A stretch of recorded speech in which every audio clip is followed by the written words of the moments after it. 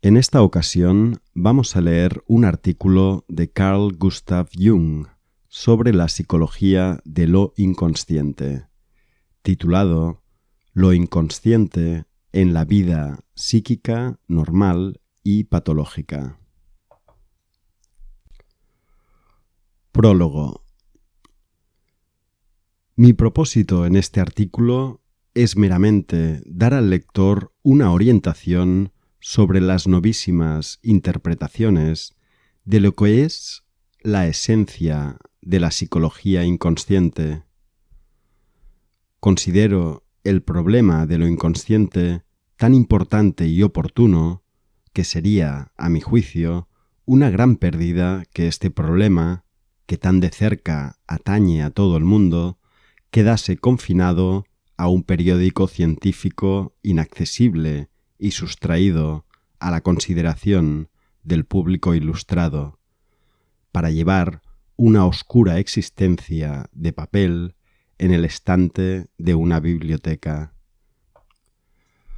Los procesos psicológicos que acompañan a la guerra actual, esto es, la Primera Guerra Mundial, sobre todo la increíble barbarización del juicio general, las recíprocas calumnias, la insospechada furia destructora, la incesante ola de mentiras y la incapacidad de los hombres para contener al demonio de la sangre, son los estímulos más adecuados para poner con vivacidad ante los ojos del hombre pensador el problema de lo inconsciente caótico, que dormita inquieto bajo el mundo ordenado de lo consciente. Esta guerra ha demostrado inexorablemente al hombre culto que todavía es un salvaje y al mismo tiempo le ha puesto delante el látigo de hierro que le está aparejado, si por ventura se le ocurriera de nuevo imputar a sus prójimos sus propias maldades. Pero la psicología del individuo corresponde a la psicología de las naciones. Lo que las naciones hacen, eso hace el particular, y en tanto lo hace el particular, hácelo también la nación. Solo el cambio en la actitud del individuo inicia el cambio en la psicología de la nación. Los grandes problemas de la humanidad nunca se resolvieron por leyes generales, sino siempre únicamente por renovación de la actitud del individuo. Si ha habido un tiempo en que la meditación interior fuera de absoluta necesidad y de extrema conveniencia, es sin duda en nuestra época actual, preñada de catástrofes. Ahora bien, todo aquel que medite en su fuero interno tocará en las fronteras de lo inconsciente, que es precisamente donde está lo que ante todo hace falta saber. Por las muchas cartas que recibí después de la publicación de la primera edición, he podido apreciar que el interés hacia los problemas del alma humana es, en el gran público, mucho más hondo de lo que yo esperaba.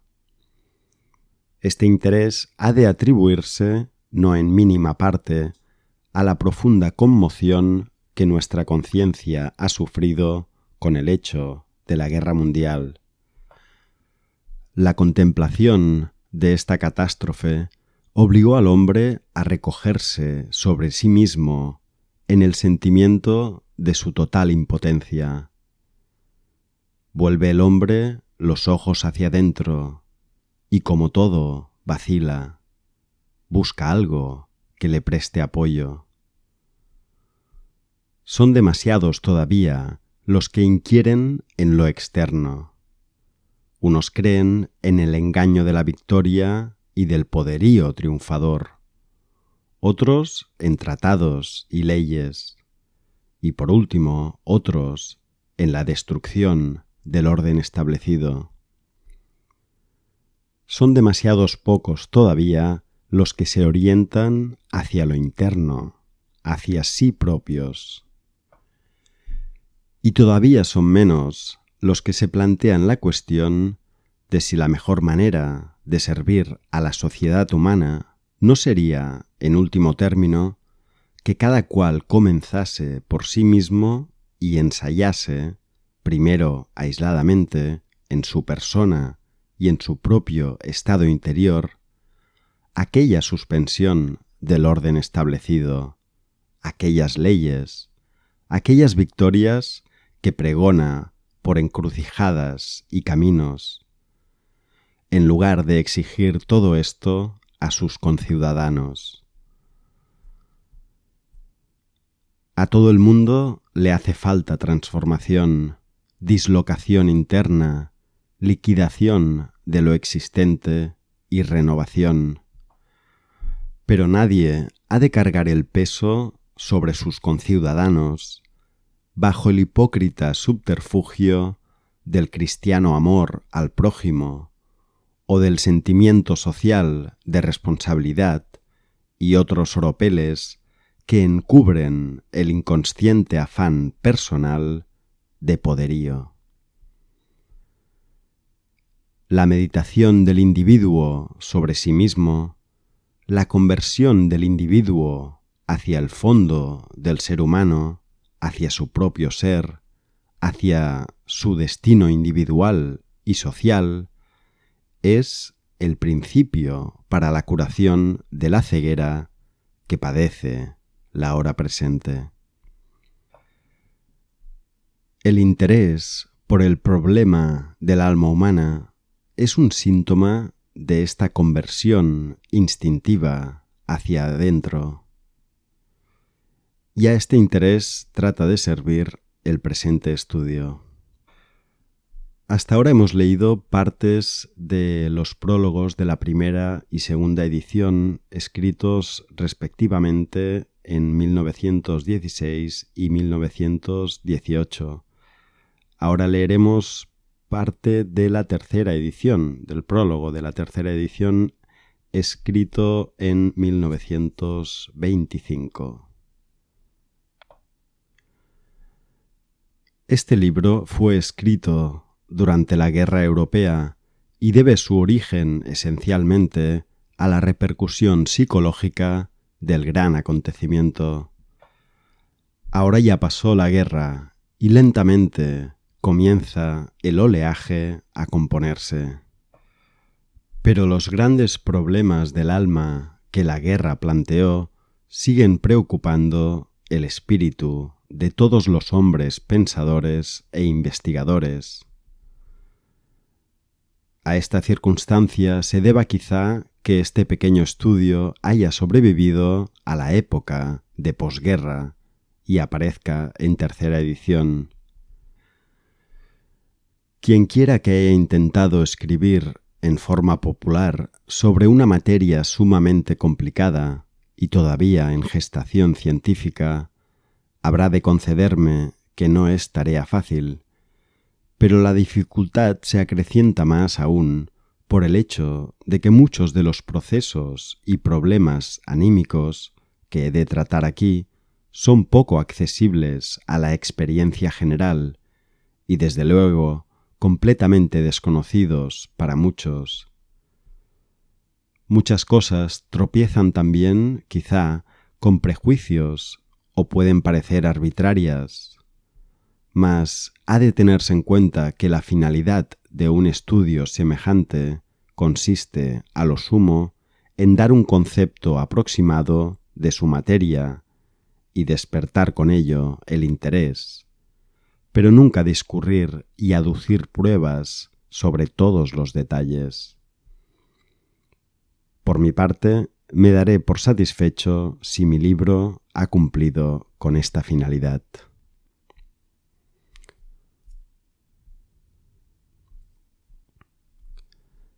Capítulo primero. Los comienzos del psicoanálisis. Como todas las ciencias, también la psicología ha pasado por una época escolástico-filosófica, que en parte todavía llega hasta el presente. A esta clase de psicología filosófica puede hacérsele el reparo de que decide ex cátedra cómo el alma ha de estar acondicionada y qué propiedades le convienen en esta y en la otra vida.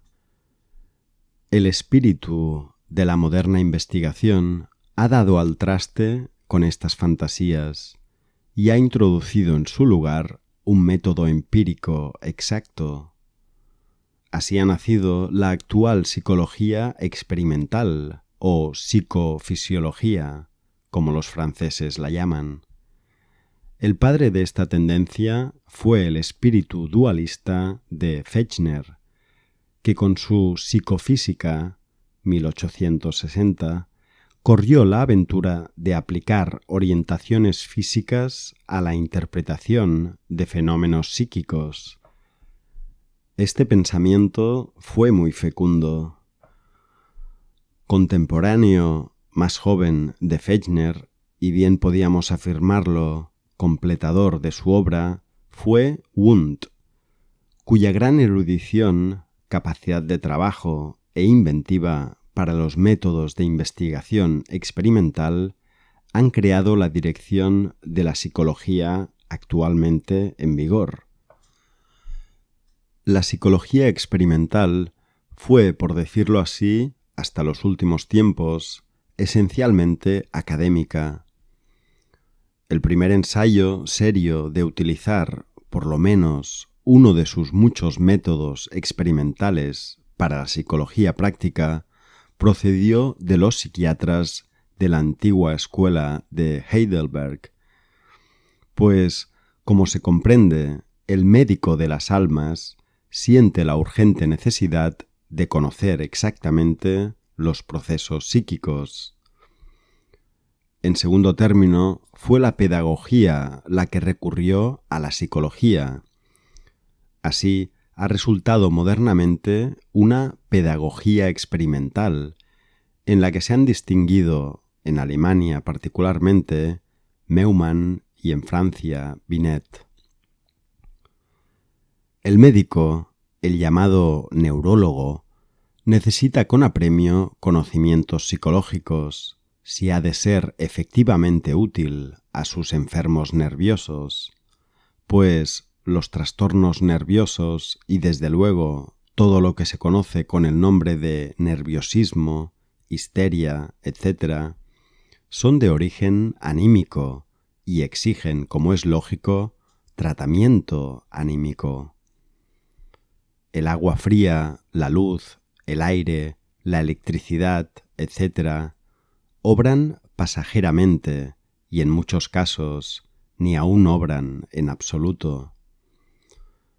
Con frecuencia son indignos artificios, calculados solamente para un efecto sugestivo. Pero donde el enfermo padece es en el alma, y aún en las más complicadas y altas funciones del alma, que apenas se atreve nadie a situar en la esfera de la medicina. Así pues, el médico ha de ser también psicólogo, es decir, conocedor del alma humana. No puede el médico desentenderse de esta necesidad. Naturalmente, recurre a la psicología porque su manual de psiquiatría nada le dice sobre el particular. Pero la psicología experimental de hoy está muy lejos de ilustrarle de una manera comprensiva sobre los procesos prácticamente más importantes del alma. Su objeto es, efectivamente, otro distinto. La psicología trata de aislar y estudiar aisladamente los procesos más sencillos y elementales posibles que se hallan en la frontera de lo fisiológico. No acoge lo infinitamente variable y movedizo de la vida individual del espíritu. Por eso, sus conocimientos y datos son, en lo esencial, detalles y carecen de cohesión armónica. Quien desee, por lo tanto, conocer el alma humana, no podrá aprender nada, o casi nada, de la psicología experimental. A ese tal habría que aconsejarle más bien que se despoje de la toga doctoral, que se despida del gabinete de estudio y que se vaya por el mundo con humano corazón a ver los horrores de los presidios, manicomios y hospitales, a contemplar los sórdidos tugurios, burdeles y garitos, a visitar los salones de la sociedad elegante, las bolsas, los mítings socialistas, las iglesias, los conventículos de las sectas, para experimentar en su propio cuerpo el amor y el odio, la pasión en todas sus formas, y así volvería cargado con más rica ciencia de la que pueden darle gruesos tomos, y podría ser entonces médico de sus enfermos, verdadero conocedor del alma humana. Hay pues que perdonarle si no concede gran atención a las llamadas piedras angulares de la psicología experimental, pues entre aquello que la ciencia llama psicología y lo que la práctica de la vida diaria espera de la psicología, hay una sima profunda. Esta deficiencia fue precisamente el origen de una psicología nueva. Debemos esta creación, en primer término, a Sigmund Freud, de Viena, médico genial e investigador de las enfermedades funcionales de los nervios. Bleuler ha propuesto el nombre de psicología profunda para indicar verbalmente que la psicología de Freud se ocupa de las profundidades o fondos del alma, que también se designan con el nombre de lo inconsciente. Freud, por su parte, se limitó a denominar el método de su investigación psicoanálisis. Antes de entrar en una exposición detallada del tema mismo, hay que decir algo sobre su posición respecto de la ciencia precedente. Asistimos aquí a un espectáculo interesante, en el que una vez más se cumple la observación de Anatole France: «Les savants ne sont pas curieux», que se traduciría como «los que creen que saben no son curiosos». El primer trabajo de importancia en este terreno apenas despertó escasa resonancia, a pesar de que aportaba una concepción enteramente nueva de las neurosis. Algunos autores se expresaron sobre él con aplauso y a vuelta de hoja siguieron exponiendo sus casos de histerismo a la antigua usanza. Procedían sobre poco más o menos como si se reconociese con elogio la idea o el hecho de la forma esférica de la Tierra y se continuase tranquilamente representando la Tierra como un disco.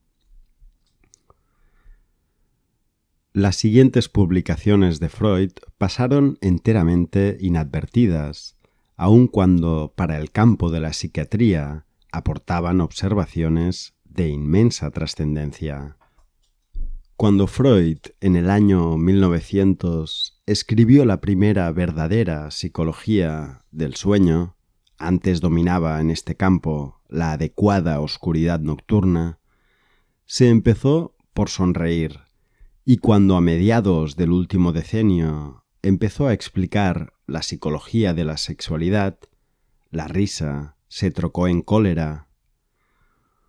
Por cierto, que esta tormenta de indignación no fue lo que menos contribuyó a dar publicidad extraordinaria a la psicología de Freud, notoriedad que se extendió muy por encima de los límites del interés científico. Examinemos, pues, más detenidamente esta nueva psicología. Ya en los tiempos de Charcot se sabía que el síntoma neurótico es psicógeno, es decir, que procede del alma. Se sabía también, especialmente gracias a los trabajos de la escuela de Nancy, que todo síntoma histérico puede producirse también por sugestión, de una manera exactamente igual. Pero no se sabía cómo procede del alma un síntoma histérico. Las dependencias causales psíquicas eran totalmente desconocidas. A principios del año 80, el doctor Breuer, un viejo médico práctico de Viena, hizo un descubrimiento que fue propiamente el comienzo de la nueva psicología. Tenía una joven enferma muy inteligente que sufría de histeria, entre otros, con los siguientes síntomas. Padecía una paralización espástica, rígida, del brazo derecho. Sufría de cuando en cuando ausencias o estados de delirio. También había perdido la facultad del habla, en el sentido de que no disponía ya del conocimiento de su lengua materna, sino que solamente podía expresarse en inglés, la llamada afasia sistemática. Pretendíase a la sazón, y aún se pretende, establecer teorías anatómicas de estas perturbaciones, aun cuando en las localizaciones cerebrales de la función braquial no existía perturbación alguna, como no existe en el centro correspondiente de un hombre normal. La sintomatología de la histeria está llena de imposibilidades anatómicas. Una señora que había perdido completamente el oído por una afección histérica solía cantar con frecuencia. Una vez, mientras la paciente entonaba una canción, su médico se puso disimuladamente al piano y la acompañó con suavidad. En la transición de una estrofa a otra, cambió de repente el tono, y la enferma, sin advertirlo, siguió cantando en el nuevo tono. Por lo tanto, la enferma oye y no oye. Las distintas formas de ceguera sistemática ofrecen fenómenos parecidos. Un hombre padece una ceguera completa histérica. En el curso del tratamiento recobra su facultad visual, pero al principio y durante largo tiempo solo parcialmente. Lo ve todo excepto las cabezas de los hombres. Ve, por consiguiente, a las personas que le rodean sin cabeza. Por lo tanto, ve y no ve. Después de una gran cantidad de experiencias semejantes, se llegó, hace ya mucho tiempo, a la conclusión de que sólo la conciencia de los enfermos es la que no ve y no oye, pero que la función sensorial se halla en perfecto estado. Esta realidad se opone abiertamente a la existencia de una perturbación orgánica que siempre acarrea esencialmente el padecimiento de la función misma. Volvamos, después de esta digresión, al caso de Breuer. No existían causas orgánicas de la perturbación, por lo tanto, el caso debía ser interpretado como histérico, es decir, psicógeno. Breuer había observado que, cuando hallándose la paciente en estados artificiales o espontáneos de delirio, al inducirla a contar las fantasías o reminiscencias que se le iban ocurriendo, su estado se aliviaba luego durante algunas horas. Esta observación la utilizó metódicamente para el tratamiento ulterior. Para este medio curativo, la paciente inventó la frase del talking cure, cura parlante, o jocosamente también chimney sweeping, deshollinar. La paciente había enfermado al cuidar a su padre, mortalmente enfermo. Como se comprende, sus fantasías versaban principalmente sobre aquella época de excitación. Las reminiscencias de aquel tiempo se presentaban en los estados de delirio con fidelidad fotográfica y con tanta lucidez, hasta el último detalle, que bien puede asegurarse que la memoria en vigilia nunca hubiera podido reproducirlas con igual plasticidad y exactitud. A esta exacerbación de la facultad recordativa, que se presenta no pocas veces en los estados de conciencia reducida, se llama hiperemnesia. Sucedieron cosas muy curiosas. Una de las muchas narraciones era poco más o menos como sigue. Una vez velaba la enferma por la noche, con gran angustia, en torno a su padre, atacado de alta fiebre. Hallábase en gran tensión, porque estaba esperando de Viena a un cirujano para que le operara. La madre se había alejado por algún tiempo, y Ana, la paciente, se sentó junto a la cama del enfermo con el brazo derecho puesto sobre el respaldo del sillón. Cayó en un estado de semisueño y vio como de la pared se acercaba al enfermo una serpiente negra para morderle. Es muy verosímil que en el prado de detrás de la casa hubiera efectivamente algunas serpientes que hubieran asustado ya antes a la muchacha y que ahora proporcionaban el material para la alucinación. Quiso ella apartar el bicho, pero estaba como paralizada. El brazo derecho, colgando sobre el respaldo del sillón, estaba dormido, anestésico y parético, y cuando miró los dedos, se le convirtieron en pequeñas serpientes con calaveras por cabeza. Probablemente hizo esfuerzos por ahuyentar la serpiente con la mano derecha paralizada, y por eso la anestesia y paralización de la misma se asoció con la alucinación de la serpiente.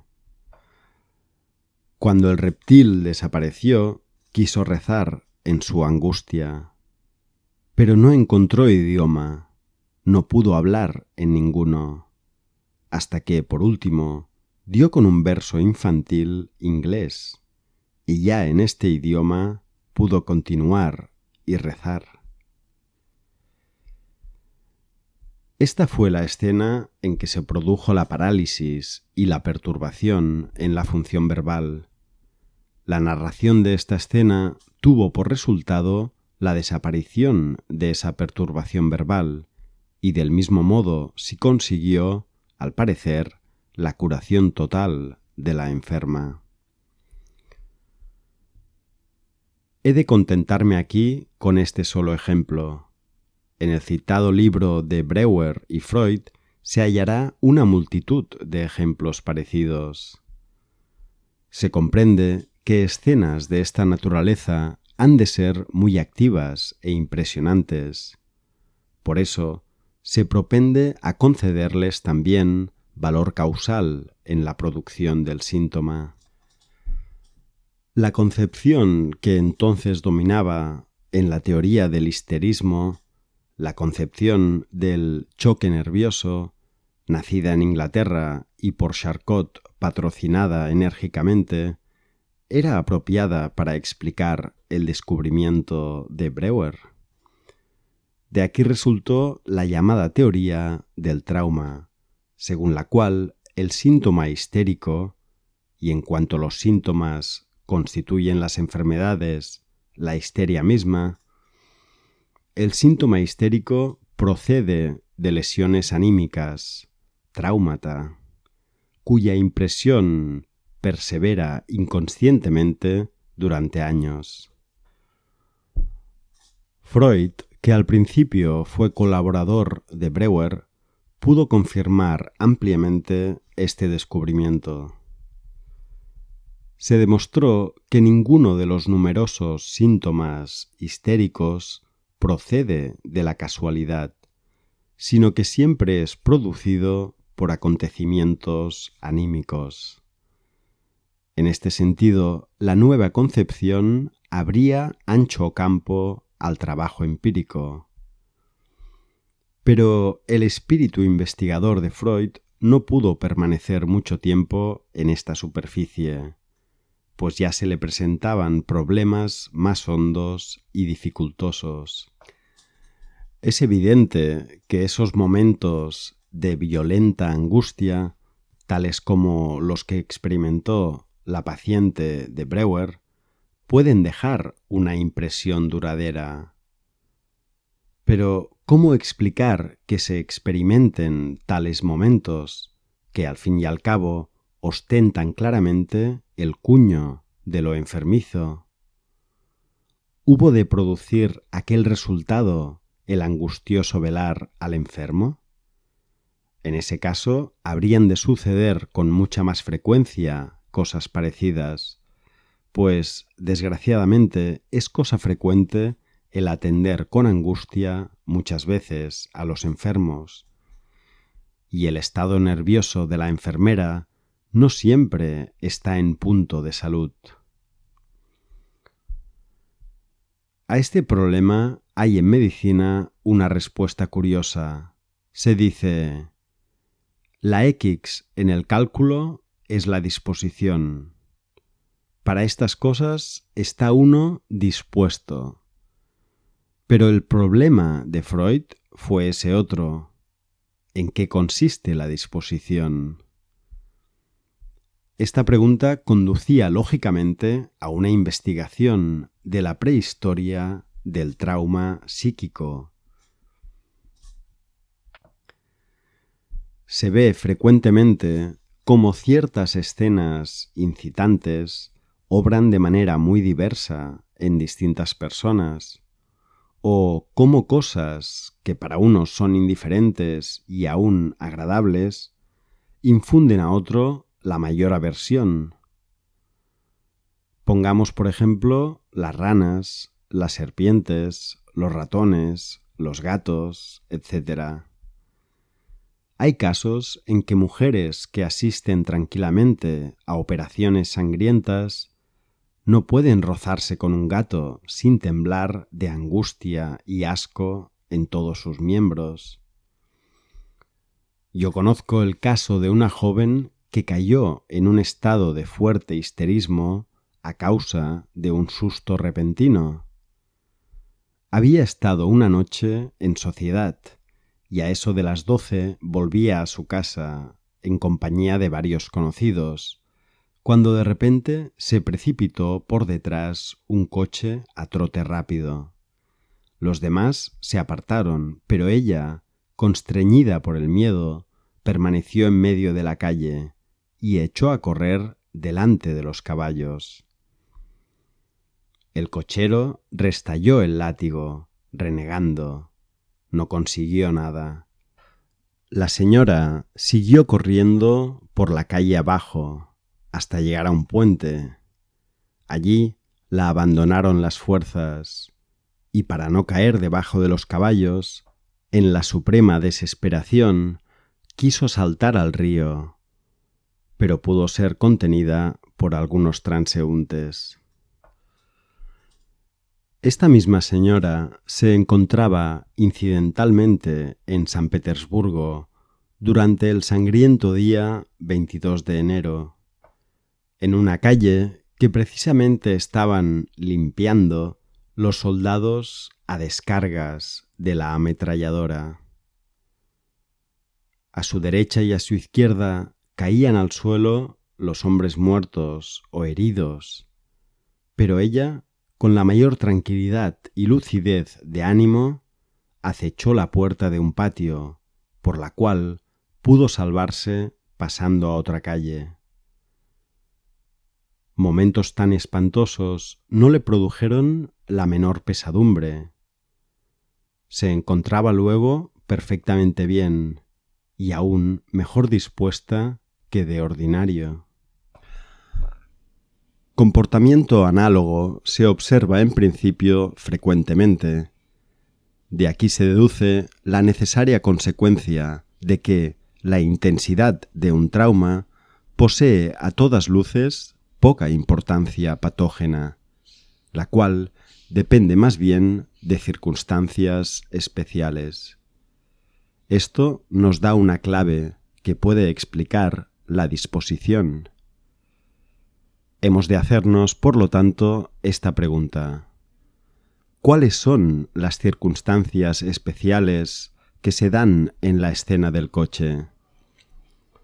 La angustia comenzó cuando la joven oyó trotar a los caballos. Por un momento le pareció como si hubiera allí una fatalidad espantosa, como si aquello significara su muerte o algo muy temible, y desde ese momento perdió por completo el sentido.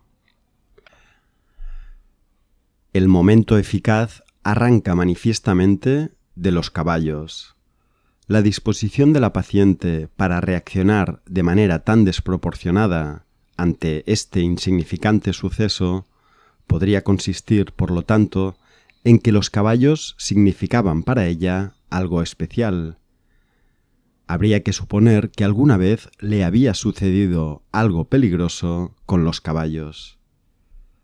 Así es, efectivamente, pues siendo una niña de unos 7 años y paseando en coche, espantáronse los caballos y, en marcha precipitada, se lanzaron hacia un precipicio, por cuyo fondo pasaba un río.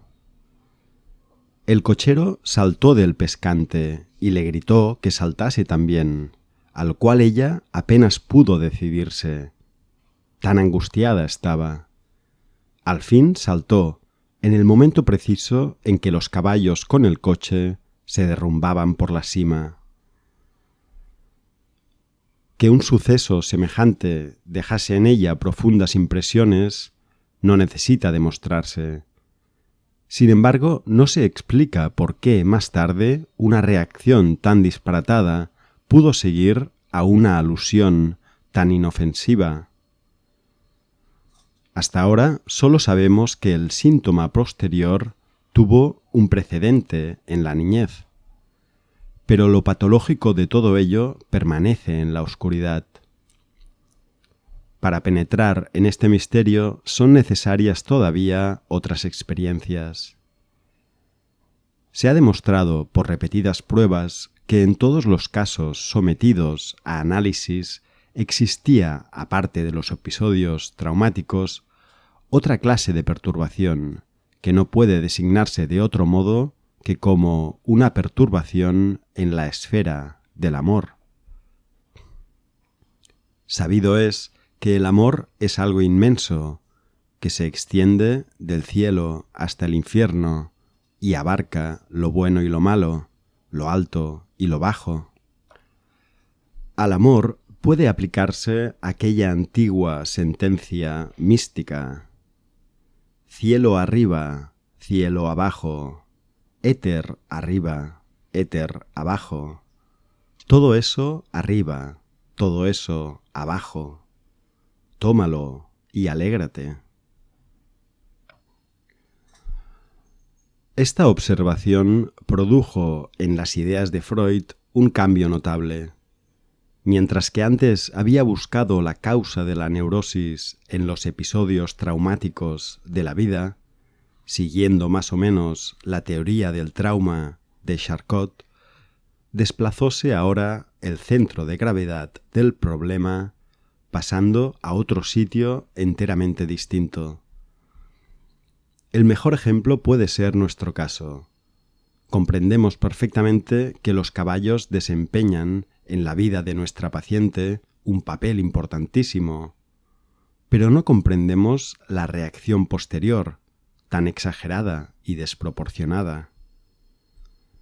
Lo enfermizo y extraño de esta historia consiste en que ante los caballos se espanta de esa manera. Teniendo en cuenta la observación empírica antes citada, según la cual generalmente, junto con los episodios traumáticos, existe una perturbación en la esfera del amor, habría que investigar en este caso si no hay quizá algo que no esté en orden en ese sentido. La dama conoce a un joven con quien piensa desposarse, lo ama y espera ser dichosa con él. Por lo pronto, nada más descubrimos. Pero la investigación no ha de arredrarse por haber llegado a un resultado negativo en un interrogatorio superficial. Hay caminos indirectos cuando el camino directo no conduce al fin. Volvamos, por consiguiente, a aquel momento preciso en que la dama echa a correr delante de los caballos. Hubimos de informarnos acerca de la reunión y de la fiesta en que la dama había tomado parte. Se trataba de una cena de despedida dada en honor de su mejor amiga, que marchaba por una temporada al extranjero a curarse de los nervios en un sanatorio.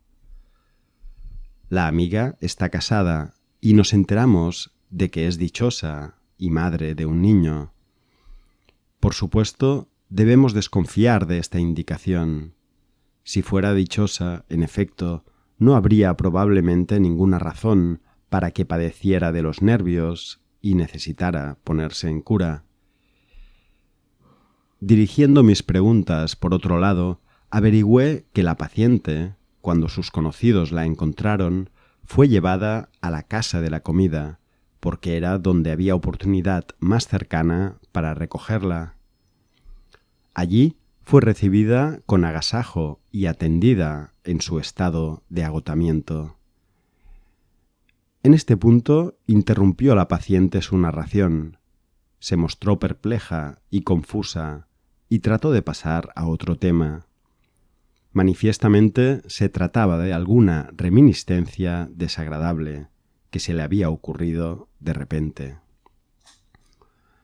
Después de vencer pertinaces resistencias por parte de la enferma, puse en claro que aquella noche aún había sucedido algo muy notable.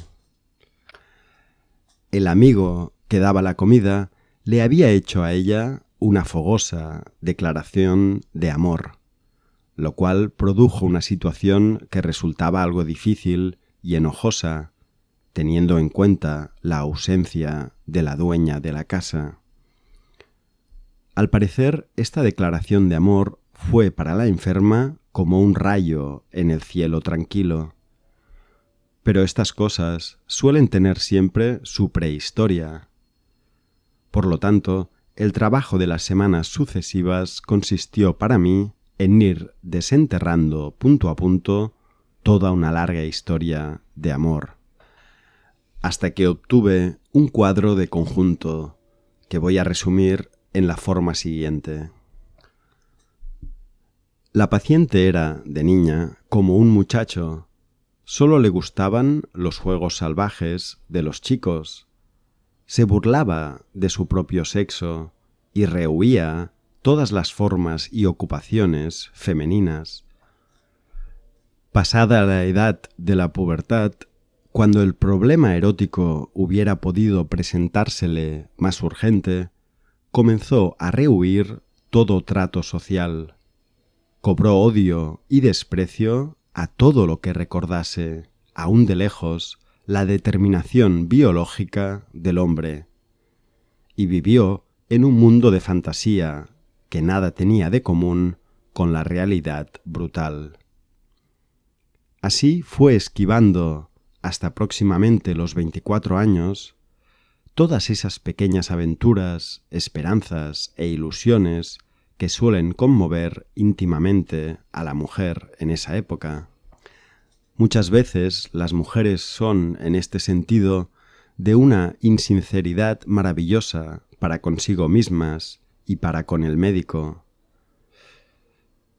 Pero entonces trabó conocimiento con dos señores que habían de romper los setos de espinas entre los cuales vivía. El señor A era el marido de su mejor amiga a la sazón. El señor B era un amigo soltero del señor A. Ambos le agradaban a ella. Sin embargo, pronto le pareció que el señor B le agradaba extraordinariamente más.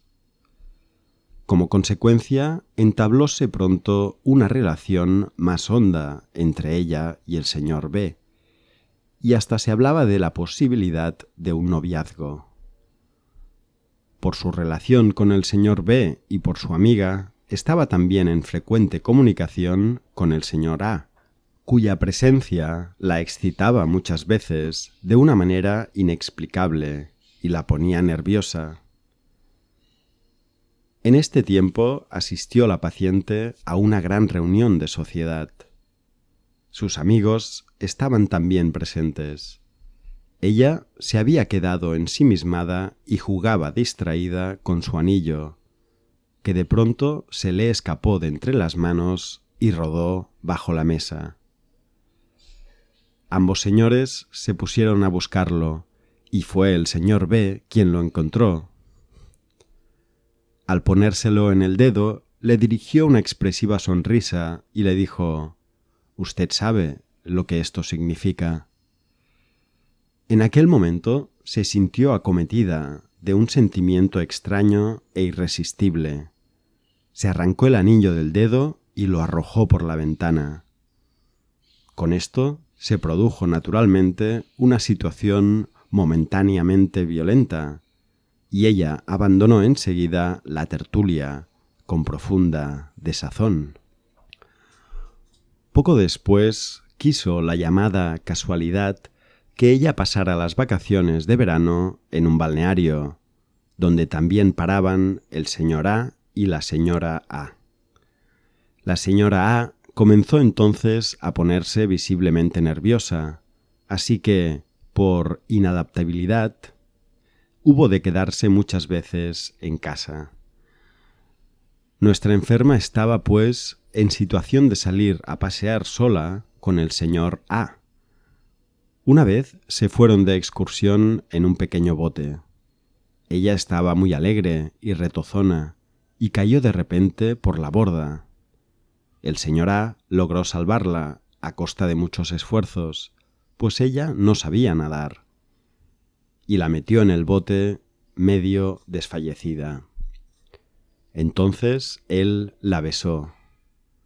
Este romántico suceso estrechó los lazos entre ambos, pero la enferma no reflexionó de una manera consciente sobre la profundidad de esta pasión, evidentemente porque estaba de antiguo acostumbrada a pasar de largo ante tales impresiones, o mejor dicho, a rehuirlas. Para disculparse ante sí misma, la paciente activó con mayor energía su noviazgo con el señor B y llegó a convencerse efectivamente de que lo amaba. Este juego extraño no había de pasar inadvertido, evidentemente, a la sutil mirada de los celos femeninos. La señora A, su amiga, había penetrado el secreto y se atormentaba, como es de suponer. Con esto creció su nerviosidad. Así llegó a ser necesario que la señora A marchase al extranjero para ponerse en cura. En la fiesta de despedida, el espíritu malo susurró al oído a nuestra enferma: «Hoy, por la noche, él está solo y tiene que sucederte algo para que vayas a su casa». Y así sucedió, en efecto. Merced a su extraña conducta, fue a casa de A y consiguió lo que buscaba. Después de esta explicación, ¿acaso se incline alguno a suponer que sólo un refinamiento diabólico pudo inventar y poner por obra semejante cadena de circunstancias? Del refinamiento no puede dudarse, pero su apreciación moral es difícil, pues habré de afirmar con insistencia que los motivos de esta situación dramática de la enferma no eran conscientes para ella en modo alguno. La historia le ocurrió, al parecer, espontáneamente, sin que ella se hubiera formado conciencia de motivo alguno. Pero la prehistoria manifiesta que inconscientemente todo iba orientado a este fin, mientras que la conciencia se esforzaba por provocar el noviazgo con el señor B. Sin embargo, era más fuerte la tendencia inconsciente a seguir el otro camino.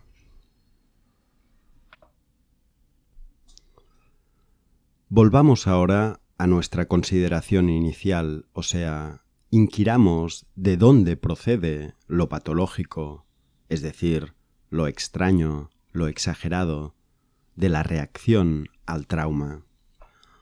Basados en un principio deducido de muchas experiencias, insinuamos la sospecha de que también en el caso presente, además del trauma, hubiera una perturbación en la esfera del amor. Esta sospecha se ha confirmado plenamente y hemos aprendido que el trauma, que produce supuestos efectos patógenos, no es sino una ocasión para que se manifieste algo que antes no era consciente, a saber, un importante conflicto erótico. Con esto, el trauma pierde su sentido patógeno y en su lugar aparece otra concepción mucho más profunda y amplia, que explica la eficacia patógena como un conflicto erótico.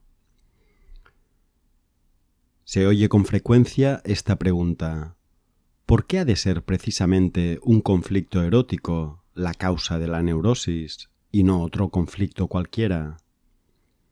A esto se responde: nadie afirma que deba ser así, sino que se descubre que efectivamente es así.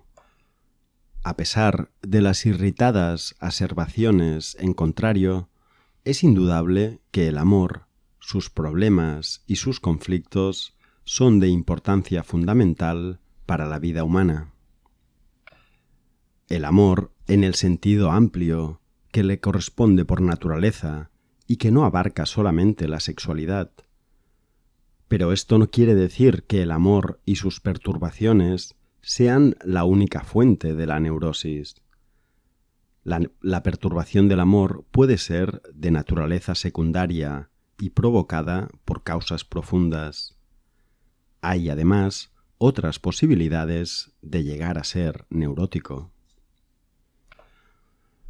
De cuidadosas investigaciones se desprende que el amor tiene mucha mayor trascendencia de lo que el individuo se imagina. La teoría del trauma ha quedado, pues, abandonada como arcaica, pues con la opinión de que la raíz de la neurosis no es el trauma, sino un conflicto erótico oculto, pierde el trauma su significación patógena.